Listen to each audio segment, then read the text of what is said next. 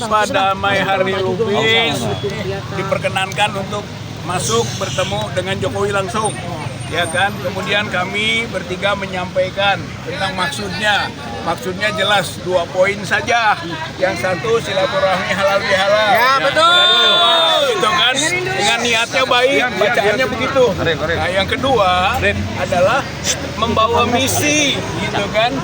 Mewakili aspirasi yang cukup banyak bahwa bagaimana sebetulnya status Pak Jokowi ijazahnya. Ya, karena kami baru saja datang dari UGM kemarin dan UGM tidak berwenang untuk menunjukkan ijazah karena ada nggak ijazahnya? Adanya di Jokowi katanya kan begitu. Maka dengan tegas kami mintakan Pak Jokowi gitu kan, tolong tunjukkan ijazah asli itu.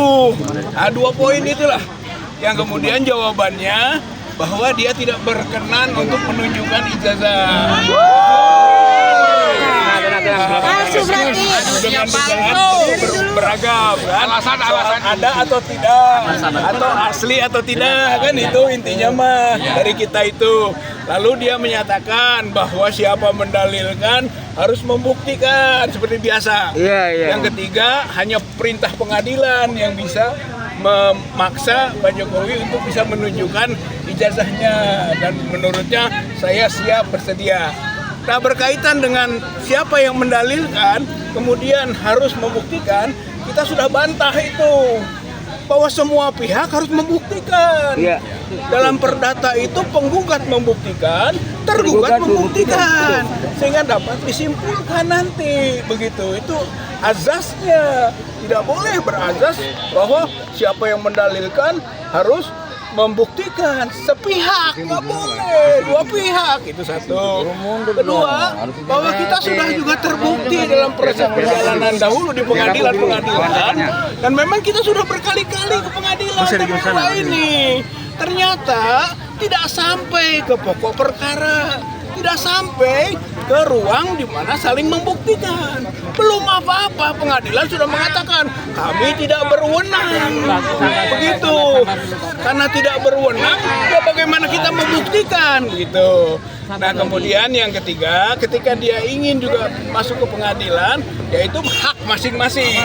Tentu TPUA juga punya agenda-agenda agar aspirasi masyarakat, aspirasi rakyat Indonesia yang ingin tahu tentang status mengenai keberadaan ijazahnya Pak Jokowi dapat terrealisasi, terpenuhi, dan sampai ke terverifikasi nantinya bahwa ijazah itu asli atau tidak gitu. Jadi intinya mah tadinya informasi, klarifikasi, verifikasi. Ya, gantian. Tapi akibatnya informasi tidak dapat, klarifikasi tidak ada, apalagi verifikasi. Jangan.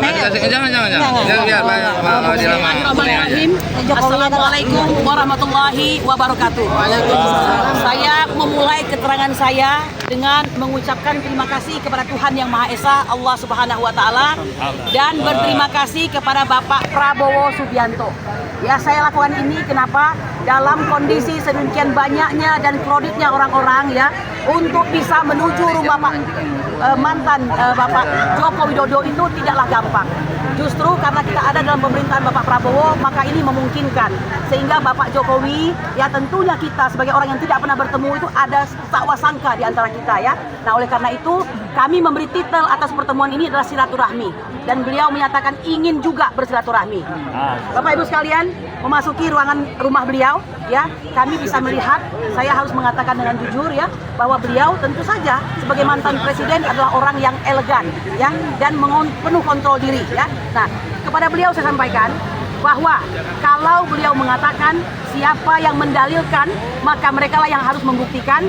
Tidak bisa disangkal itu adalah bahasa hukum yang mungkin sudah didrive dari para penasihat hukum, dan itu tidak salah. Lalu yang salah apa? Nah, saya baru mau menjelaskan tadi ya, kami ini sudah melewati 3 persidangan, 2 perdata, 1 pidana ya, sudah pula berkirim surat dan mencoba menemui DPR ya, dan sebenarnya sudah disetujui oleh Ibu Puan Maharani, tapi entah bagaimana kami mengalami kesulitan.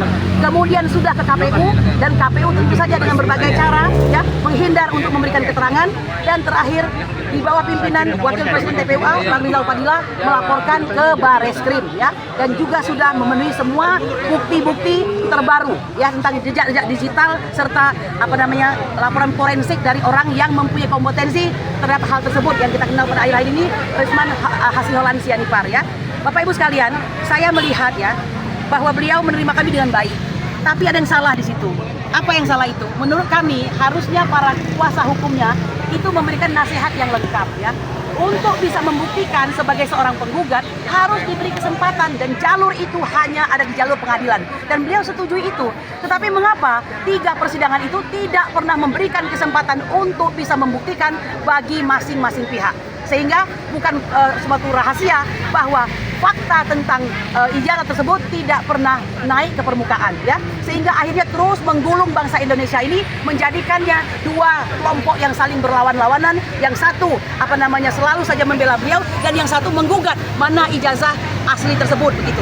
Jadi tapi mohon maaf ya, saya harus sampaikan juga secara jujur, beliau tampaknya membatasi itu ya. Ketika saya katakan, Pak, kami ini sebenarnya sudah mencoba, dan apa yang dinasihatkan oleh pengacara Bapak itu mari harus diuji dulu begitu. Dan dia mengatakan saya orangnya gampang ya. Saya yakin harusnya kalau gampang tidak akan pernah bisa bertele-tele seperti ini ya. Nah ini sayang sekali tidak dimanfaatkan ya. Mungkin kalau kita punya banyak waktu yang lalu ya untuk saling mengenal diri, ini mungkin tidak perlu terjadi. Tapi kalau ini terjadi, kami pastikan TPUA sudah melewati semua tahapan-tahapan yang harus dilakukan, dan kami tidak pernah mengingkari proses hukum yang ada ya. Begitu ya Bang ya. Oke ya, cukup begitu aja ya. Ya sudah cukup ya.